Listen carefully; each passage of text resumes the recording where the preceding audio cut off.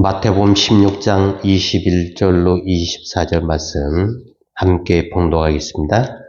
이때로부터 예수 그리스도께서 자기가 예루살렘에 올라가 장로들과 대제사장들과 서기관들에게 많은 고난을 받고 죽임을 당하고 제3일에 살아나야 할 것을 제자들에게 비로소 나타내시니 베드로가 예수를 붙들고 항변하여 이르되 주여 그리 마옵소서. 이 일이 결코 주께 미치지 아니하리이다. 예수께서 돌이키시며 베드로에게 이르시되 사탄아 내 뒤로 물러가라. 너는 나를 넘어지게 하는 자로다.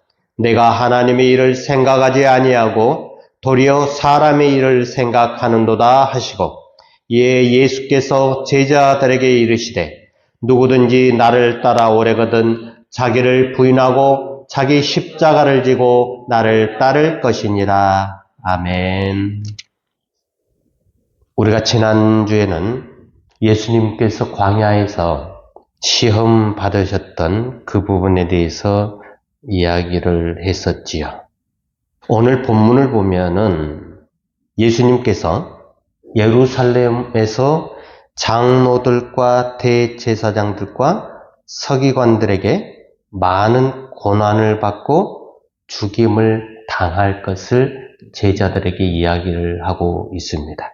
자, 우리가 알기로 장로들과 대제사장들과 서기관들, 이 사람들은 하나님을 정말로 잘 믿고 따르는 사람들이죠. 그런데 이들이 예수를 고난을 받게 하고 죽임을 당하게 하는 장본인들이다라고 예수님께서 이야기를 하고 있는 것을 보게 되지요. 어떻게 보면은 2000년 전에 이 상황이 지금 하나님을 잘 믿는다라고 하는 수많은 사람들이 오히려 예수를 믿지 아니하는 일들이 비일비재하지요. 왜 사람들이 예수를 따른다고 하면서 그 예수를 죽이는 일을 하는가? 우리 인간의 영혼의 구조를 보면은 이 문제가 해결이 될 수가 있습니다. 우리 영혼, 이 속에 들어가게 되면은 제일 먼저 만나는 게 의식이라고 했지요.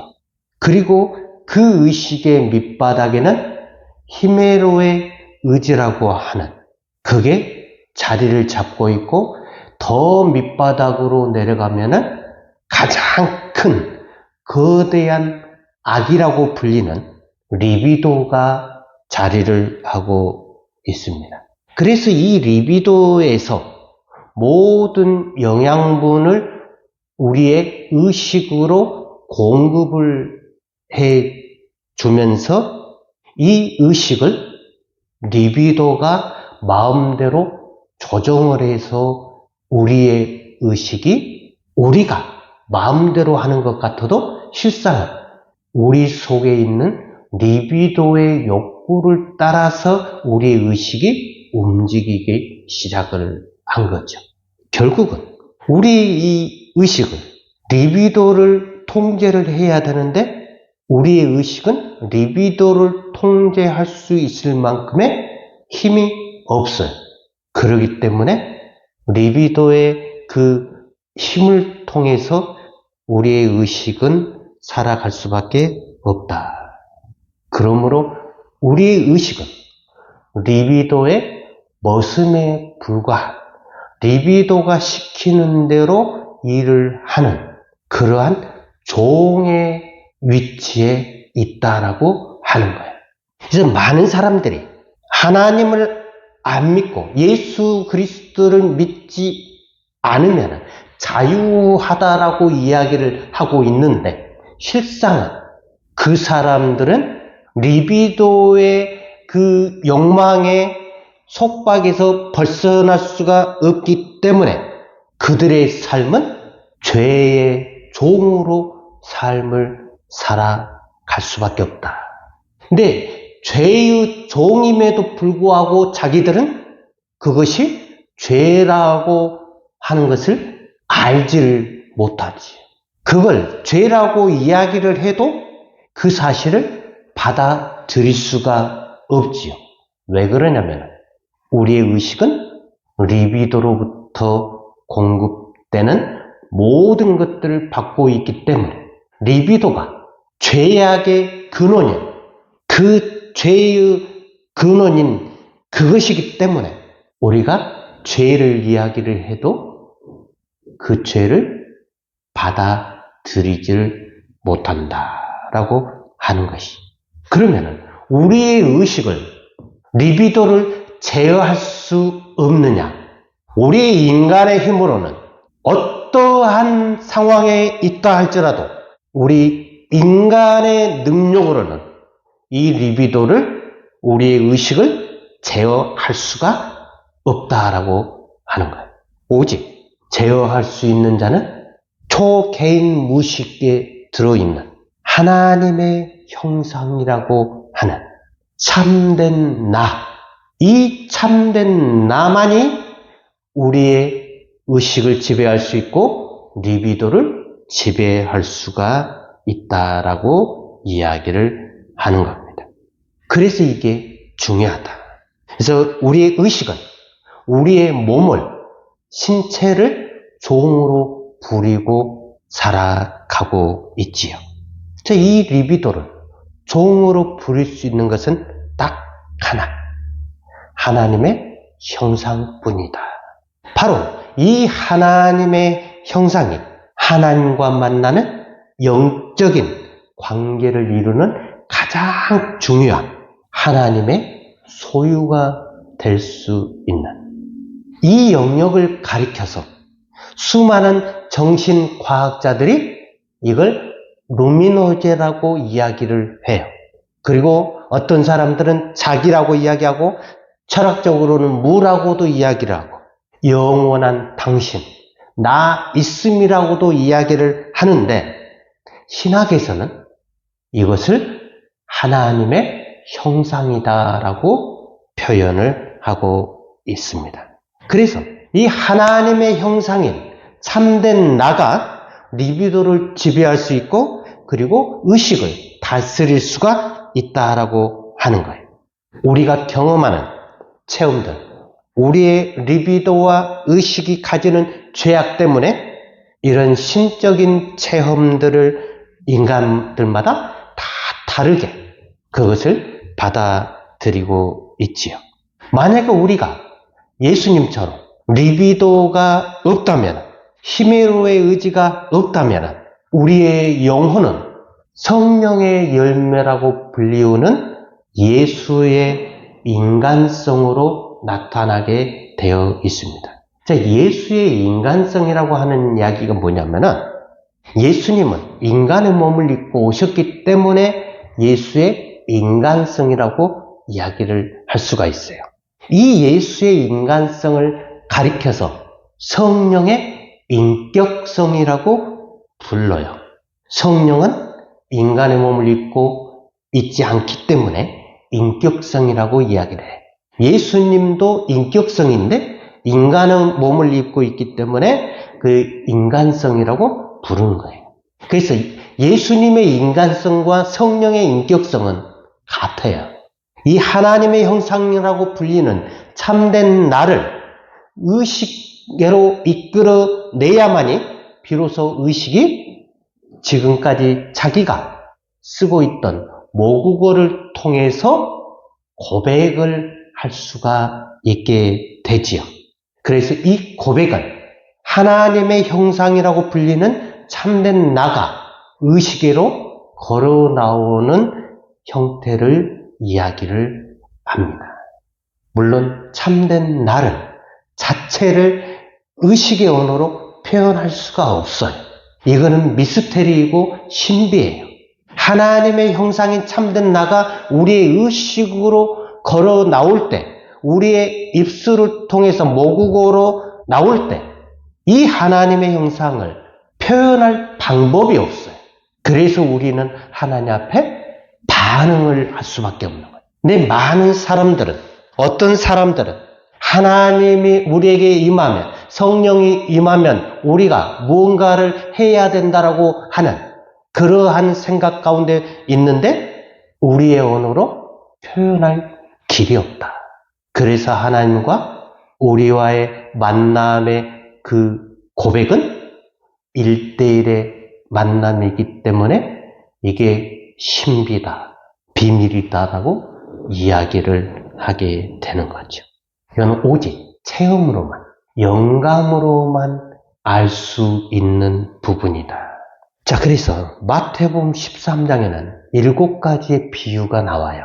거기에 보면은 밭에 감추인 보화의 비유가 나오는데, 오죽하면은 밭에 감추어진 보화가 되겠냐라고 하는 것이죠. 이 밭이라고 하는 것은 마음을 이야기를 하고 있어요.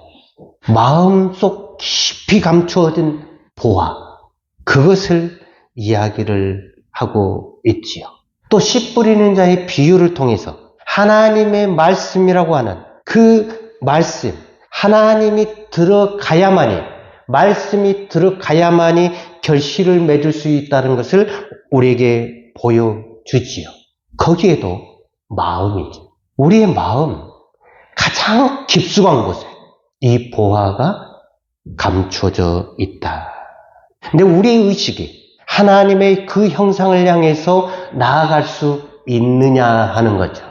우리의 의식이 하나님께로, 내 의지대로, 내 뜻대로 하나님께 나아가려고 하면은 제일 먼저 만나는 것이 히메로의 의지라고 하는 센 놈을 만나겠죠.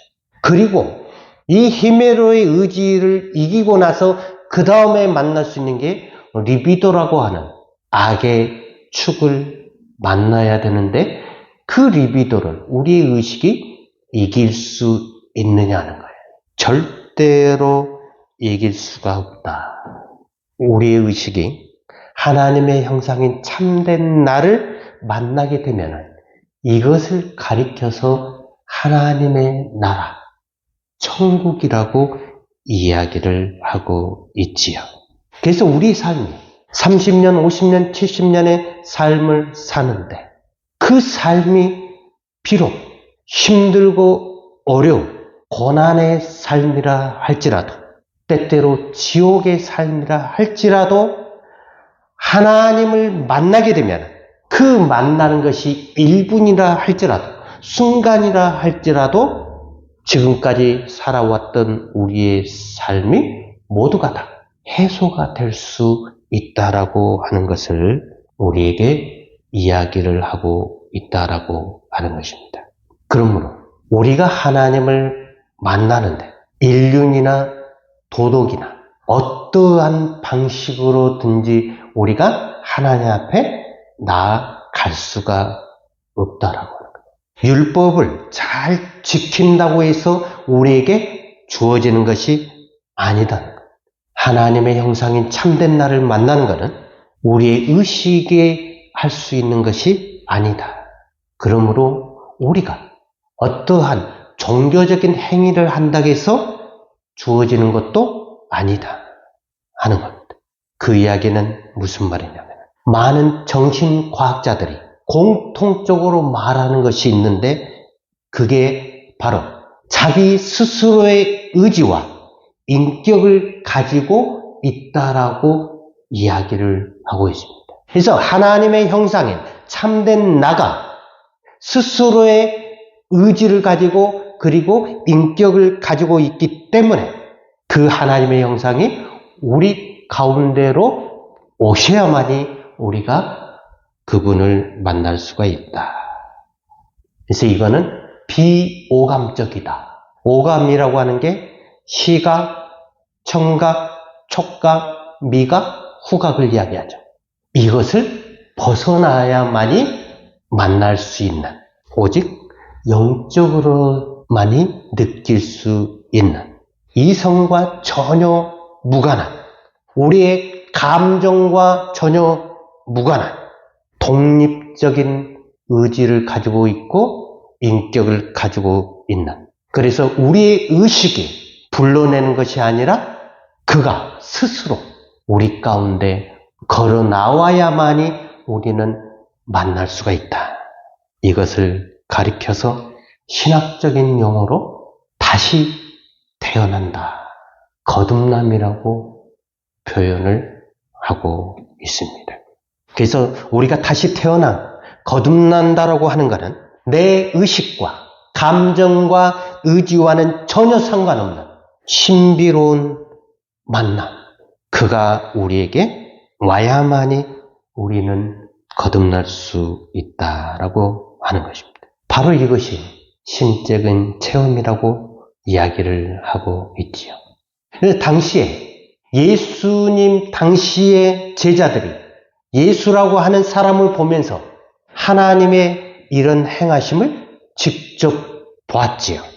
자, 많은 사람들이 예수를 보면서 평소에 그들의 의식에서 일어날 수 없는, 전혀 일어날 수 없는 희한한 일들을 경험을 하게 되지. 충격을 받기도 하고 전율을 느끼고 두려움에 빠지기도 하고 때때로 환희에 찬 벅찬 감격을 이들이 받았지요. 심지어 예수의 부모들이나 동생들이나 동네 사람들은 바리새인들이나 율법사들을 막론하고 예수를 직접 보면서도 그에게서 전혀 이상한 것을 느끼지 못했던 사람들이 있었다라고 하는 것이에요. 왜? 똑같은 예수를 보면서 어떤 사람들은 그 예수를 보고 믿음의 길로 나아가고 어떤 사람들은 그 예수를 보고 죽이려고 했느냐 하는 것이지.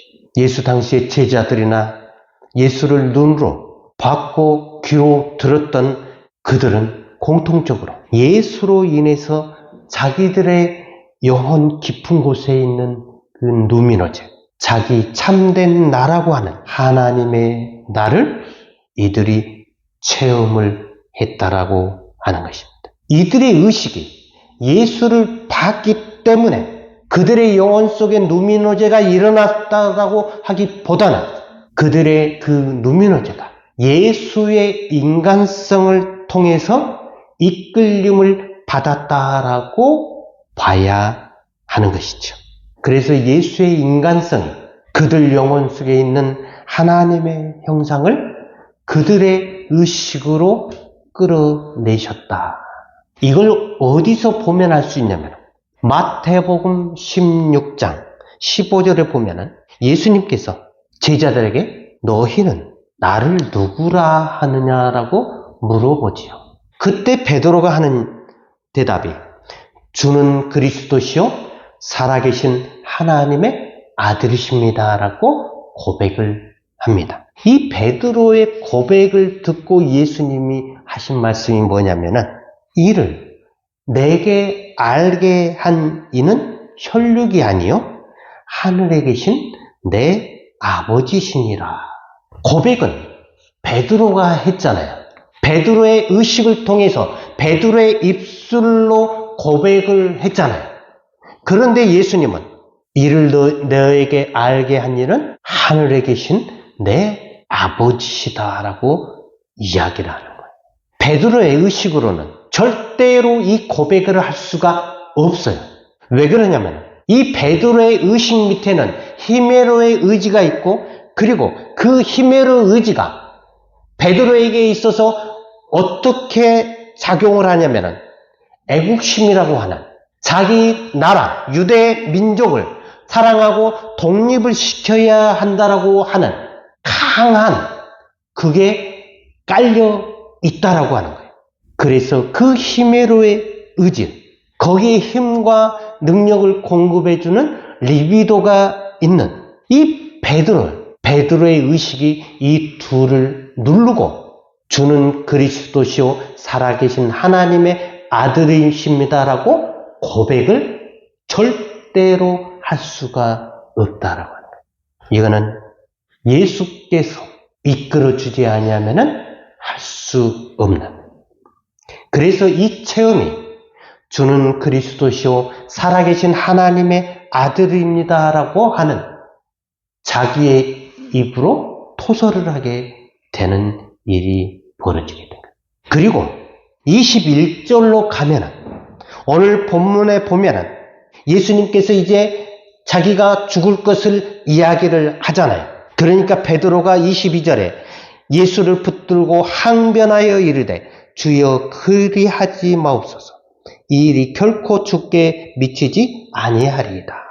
그 전에 주는 그리스도시요 살아계신 하나님의 아들입니다라고 고백했던 이 베드로의 입에서 예수를 향하여서 나무라면서 절대 그리하지 말라라고 베드로가 소리를 치고 있는 이 모습, 이게 베드로의 원래의 모습, 베드로의 리비도와 히메로의 의지, 베드로의 그 의식은 아주 완고하고 완악하고 그리고 애국심과 동족애로 넘쳐났던 그 베드로, 이 베드로의 원래의 모습이 정말 하고 싶었던 말이 튀어나오게 된 것이죠. 이게 어쩌다 나온 게 아니에요. 이 땅을 살아가고 있는 우리들, 예수를 주로 믿는다고 고백하는 우리들, 우리의 삶을 보면은 이 베드로와 같은 99%의 삶을 우리는 이런 삶을 살아가고 있다라고 하는 거예요. 우리의 의식이 히메로의 의지라고 해요. 때때로 사람들에게 인정받기를 원하고 남들보다 뭔가를 잘 되기를 원하고 그리고 내가 추구하는 것들이 이루어지기를 원하고 사람들 앞에서 세워지기를 원하는 우리들, 이게 다 히메로의 의지가 아닐까요? 그런 베드로에게 예수님이 하신 말씀이 사탄아 내 뒤로 물러가라. 왜 예수님은 갑자기 베드로를 향해서 사탄아 물러가라라고 이야기를 하셨냐는 겁니다. 도대체 사탄은 무엇을 가리킬까요? 베드로 자신일까요? 이 사탄은 베드로 내부에서 역사하는 어떠한 힘을 가리킨다라고 봐야 합니다. 이것이 예수님으로부터 사탄이라고 불릴 정도로 베드로의 리비도와 히메로의 의지가 아주 강력하게 나타나기 때문에 예수님은 이 베드로 속에 있는 그 강력한 힘, 그것을 향해서 물러나라고 이야기를 하고 있습니다. 사탄이 좋아하는 것, 우리 한번 생각을 해보죠. 베드로의 그 마음 한 구석에 예수를 만나서 나중에 새로운 왕국을 세우게 되면 자기가 가장 높은 자리에 앉을 것이다 라고 하는 기대감으로 불어있는 베드로 아닙니까? 이런 히메로의 의지, 리비도를 가지고 있는 이 베드로는 사탄의 가장 맛있는 먹잇감이 된다고 하는 겁니다. 이런 베드로의 의식이 과연 주는 그리스도시요 살아계신 하나님의 아들이십니다라고 고백을 할 것 같습니까?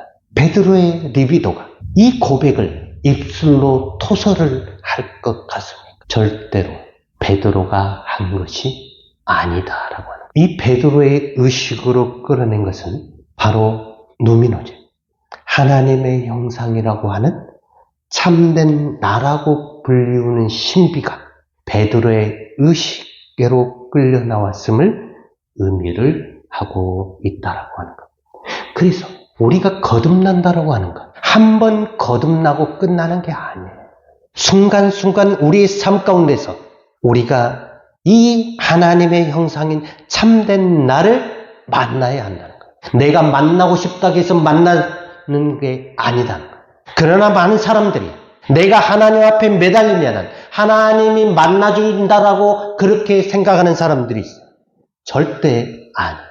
우리의 의식으로, 우리의 의지로, 우리의 감정으로, 우리의 뜻으로 우리가 행하는 것을 가지고 하나님을 만날 수가 없다는 거예요. 왜냐하면 하나님은 우리와 완전히 남이 새로운 전혀 다른 의지를 가지고 계시고 전혀 다른 인격을 가지고 계신 분이기 때문에 그분을 우리 마음대로 처분할 수가 없다는 거예요. 이 사실을 알아야 돼요. 이 사실을 모르면 우리가 신앙생활 10년, 20년 아무리 해봤자 그거는 우리의 뜻과 우리의 계획과 우리가 원하는 신앙생활을 하는 것이지 하나님이 원하는 그러한 삶을 절대로 살 수가 없다. 그럼에도 불구하고 마치 우리가 하는 그것이 신앙의 참된 길이라고 착각을 하며 살아간다 하면 우리는 하나님을 영원히 만날 수도 없다라고 하는 겁니다. 그래서 때때로 우리가 그럼 이 하나님을 어떻게 만날 것이냐? 그게 늘 우리 속에는 궁금하잖아요. 우리는 내가 어떻게 행동을 통해서 하나님을 만날 수가 없다. 하나님이 우리 가운데 오셔야만이 우리는 그 하나님을 비로소 만날 수가 있다. 이걸 기억을 해야 합니다. 그게 안 되면 우리는 무언가를 안 하면은 불안하고 초조하고 신앙생활을 안 한 것 같은 그러한 착각 속에 빠질 때가 있는데 절대 그렇지 않다. 우리의 삶은 99%의 삶이 내가 원하는 대로 내가 하고 싶은 대로 다 하며 살자. 근데 1% 아니 0.1%라 할지라도 그 0.1%에서 우리를 향해서 나오신 그 하나님을 만난다면 99.9%가 깨끗하게 정리가 됩니다. 우리는 그 사실을 믿기 때문에 때때로 우리가 힘들고 어려움 가운데 있더라도 하나님 앞에 우리의 마음을 드리는 겁니다. 그래서 만나는 사람에게 그 사람 그대로 있는 모습 그대로 받아주는 함께 살아가는 인격적인 만남을 통해서 우리는 이 땅을 살아가야 된다. 그래서 우리의 삶이 헛된 삶이 아니다. 그냥 무의미한 삶일 것 같아도 절대 그렇지 않다. 하나님은 우리의 이러한 삶들을 통해서 순간순간 우리에게 말을 걸고 계신다. 근데 그 말을 걸고 계신 하나님 앞에 우리의 모든 것을 내려놓으면은 하나님을 만날 수가 있는 거예요. 내가 생각하는 모든 것들을 내려놓는 거예요. 그 뒤에 그래서 예수님께서 이야기를 하잖아요. 24절에 예수께서 제자들에게 이르시되 누구든지 나를 따라오려거든 자기를 부인하고 자기 십자가를 지고 나를 따를 것입니다. 자기를 부인한다라고 하는 것은 자기 자신을 완전히 없는 것 같이 하나님 앞에 내려놓는 거예요. 그리고 자기 십자가를 지고 따른다라고 하는 것은 우리에게 있는 그 십자가는 하나님이 필요할 때 주시는 것들 아니에요. 우리가 내려놓으면 십자가를 따를 수 있는, 질 수 있는 힘을 하나님께서 공급을 해주신다. 이 사실을 기억을 하면서 하나님 앞에 그리고 이웃 앞에 우리 자신을 내려놓고 인정하는 하나님을 하나님으로 인정하고 이웃 자체로 인정하는 우리의 삶이 되기를 주님의 이름으로 축원합니다.